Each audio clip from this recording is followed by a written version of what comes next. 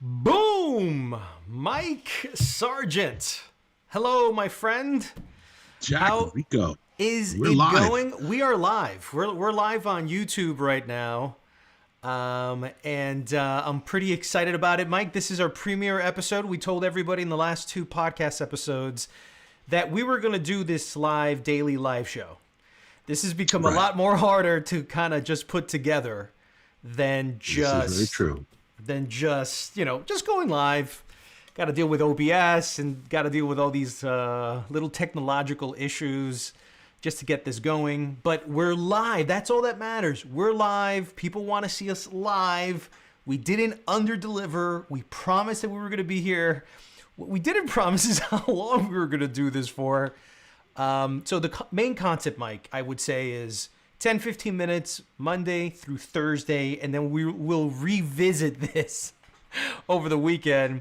And I think we might actually just have to go over to Instagram Live and complement a lot of this and see what sticks. What do you think?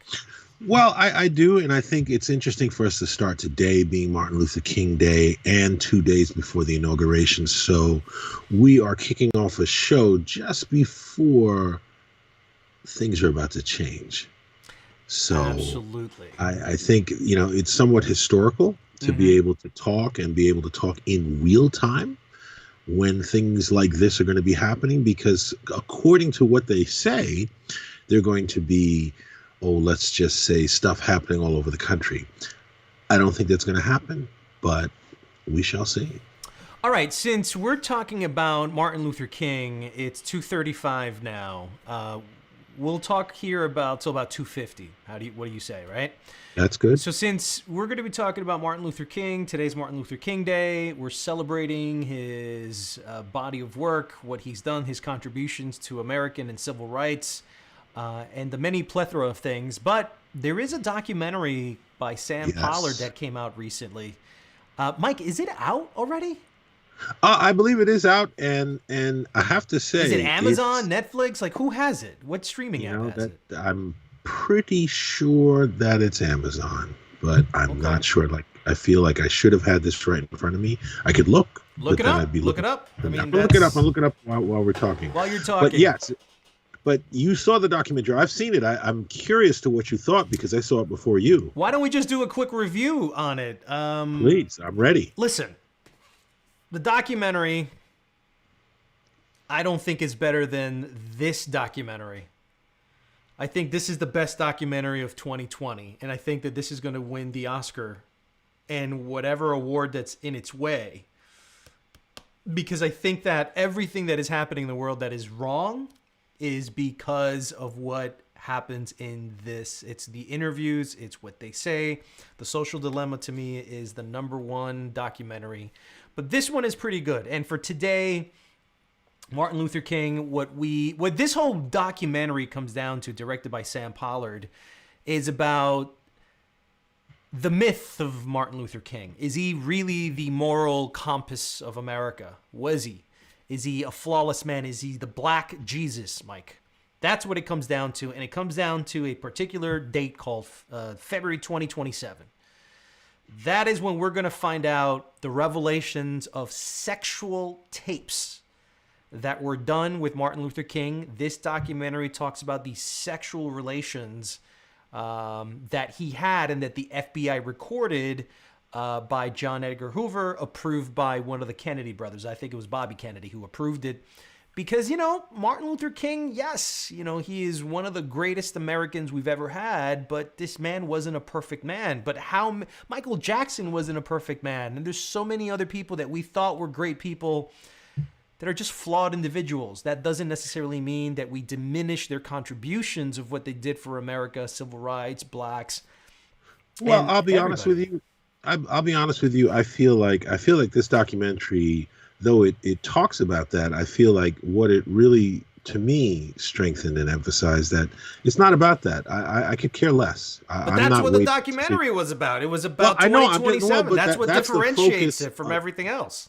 Yeah, but what it shows is that the FBI, who were tapping him for other reasons, they were tapping him for his communist ties to this Jewish lawyer, but they discovered that he, some infidelity, and they hoped to destroy his character, but they couldn't because what he's doing, is so much, much, much more than whether or not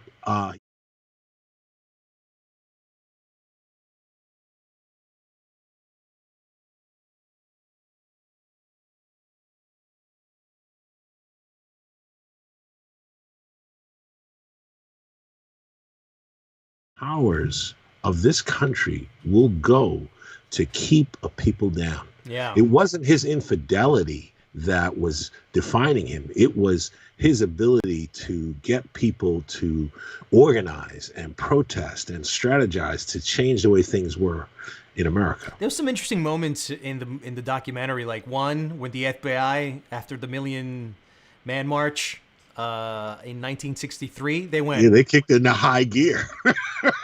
this man is the most dangerous threat to America. And why? Was because they saw the uprise of blacks. And there was a lot of white people there as well.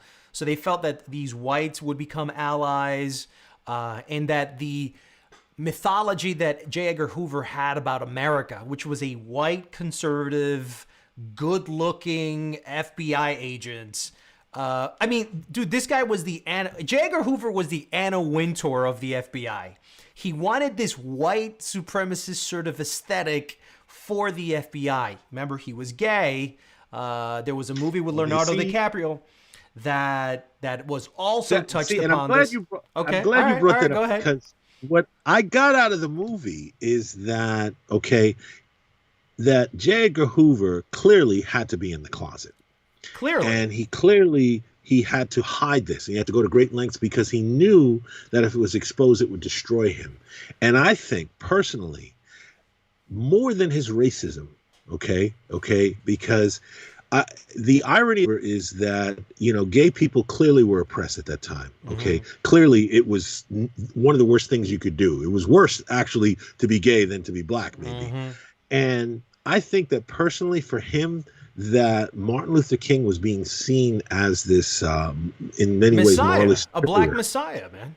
A messiah, but morally superior, someone who people looked up to, and was I think it got to him even more that when he sent all this information, the FBI sent all this information about his infidelities, none of the news media cared.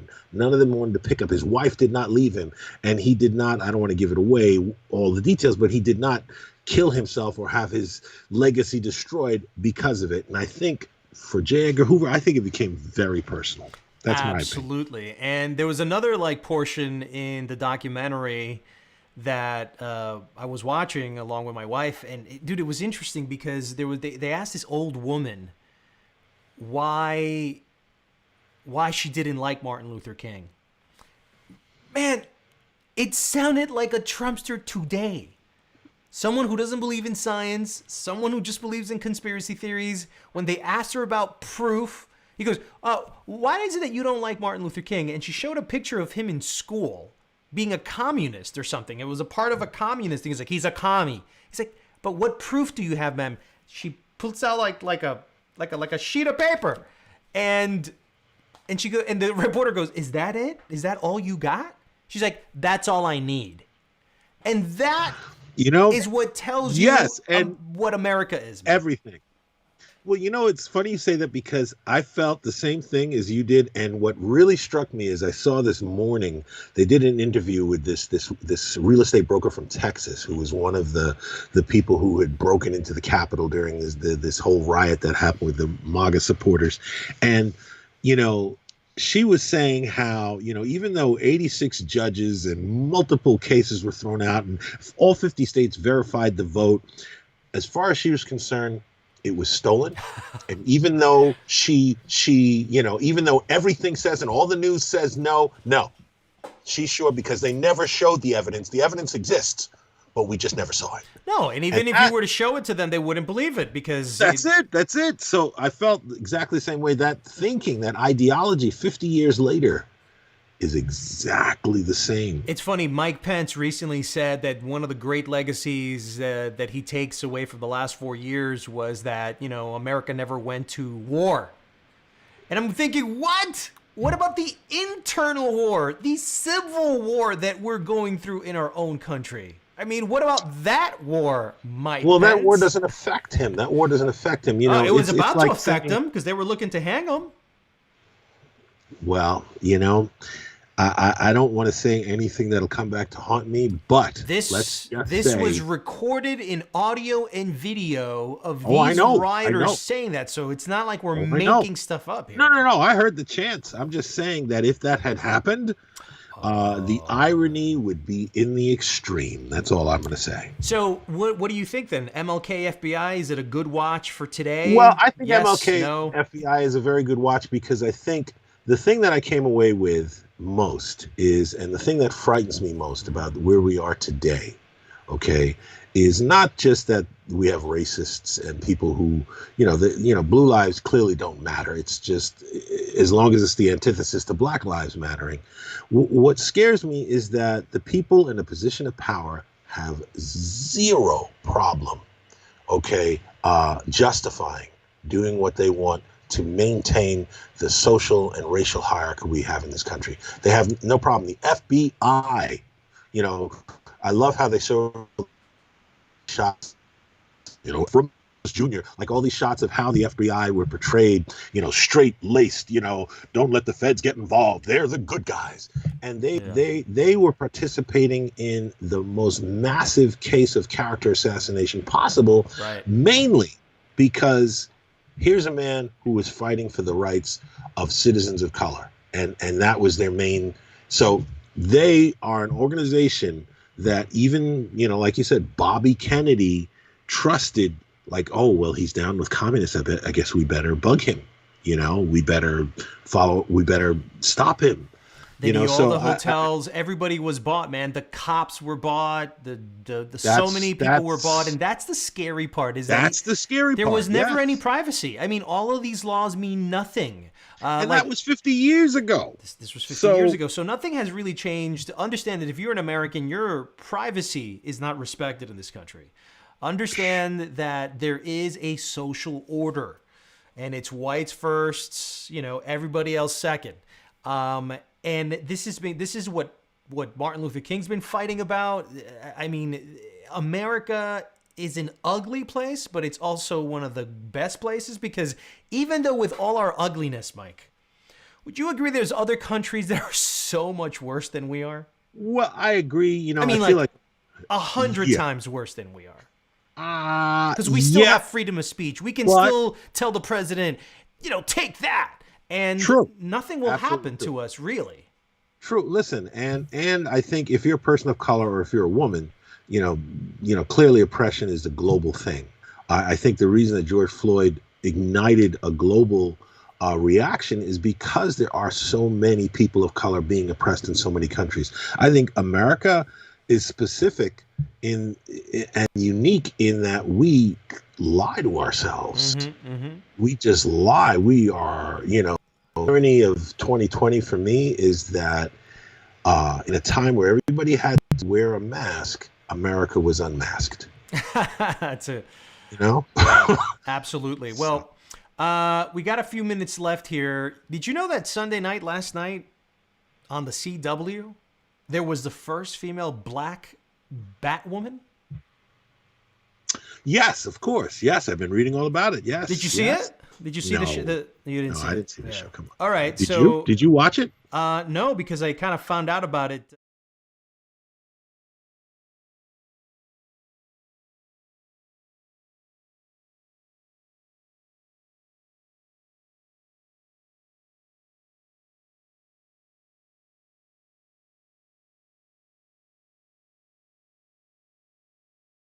That there was a white actress playing Batgirl, Batwoman, and out of nowhere, she decided to quit.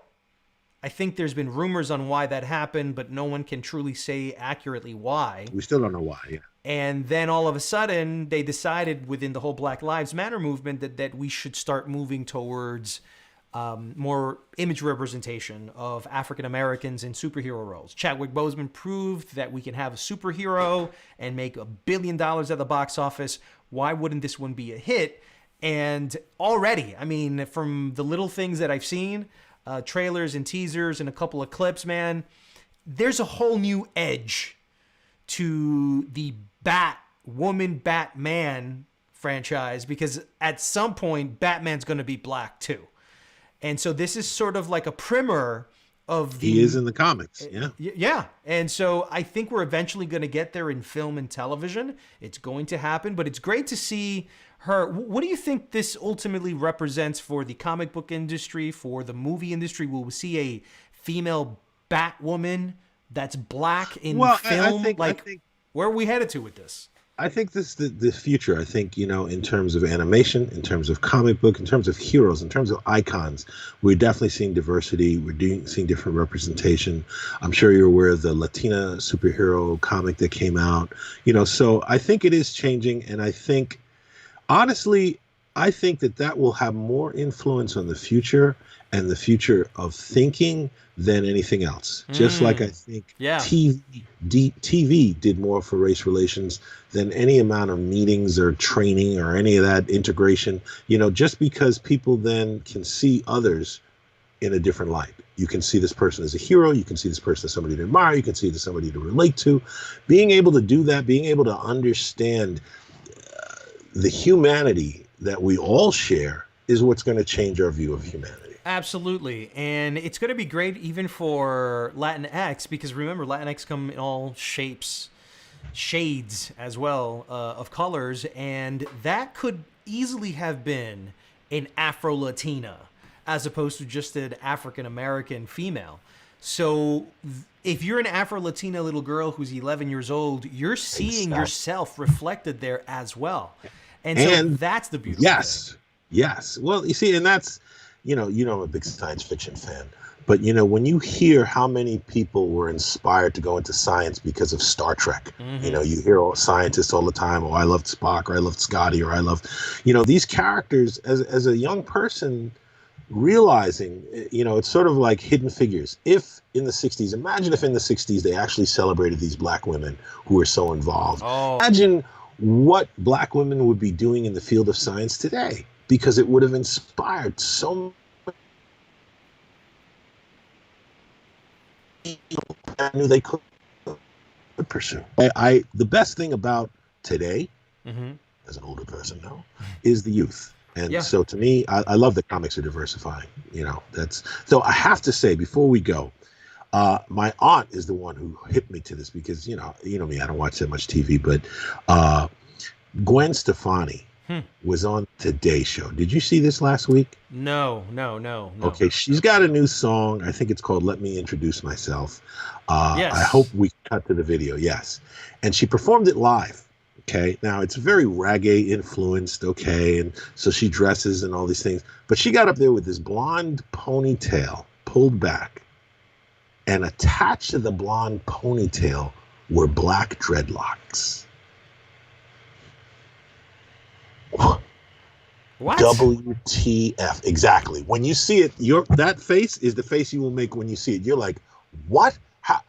It's a whole new level of cultural appropriation that it's mind blowing. All right, I gotta go check this out. Yeah, you gotta go check this out. We unfortunately talk about it tomorrow. All right, we won't have it here because this is our first episode. We only had a couple of pieces to kind of show today, and but tomorrow we'll talk about it. You're on YouTube. Why don't you just, after this is done in the next few minutes, go check it out. Go check it out. By the way, so Jennifer Lopez, Demi Lovato, they're performing. I think it's today at some point during the day as part of this 5-day Biden inauguration that's happening on Wednesday. He'll become not president-elect, but president of the United States.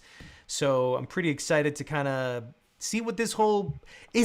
Will we have a party? Will we be excited about something this week as opposed to constantly depressed and sad and mental health issues that we've all been going through? Is that moment finally going to end for us? Because I want to smile, Mike. I want to be excited. I want to be euphoric. I want to live life a little bit better than the last year or so. So I'm kind of excited about that. But before we get on out of here, where can people catch us outside of this first YouTube daily segment show that we're doing? Wherever you get your podcasts, look for Brown and Black Podcasts. Wherever. We're on Spotify. We're on iHeartRadio. We're on Revolver. Everything. It's Mike Sargent right there, ladies and gentlemen. I am Jack Rico, and we say goodbye. Catch us on the Brown and Black Podcast. Our most recent episode is out. We'll be doing another one every single Friday. We'll be talking a little about more, but I think tomorrow we're doing another show, right, Mike? Here. That's right. On YouTube. Yeah, and we'll talk about Gwen Stefani tomorrow. And we'll have video for that one as well. All right, guys, so we'll leave it here. Thank you very much. We will stop streaming in 5, 4, 3,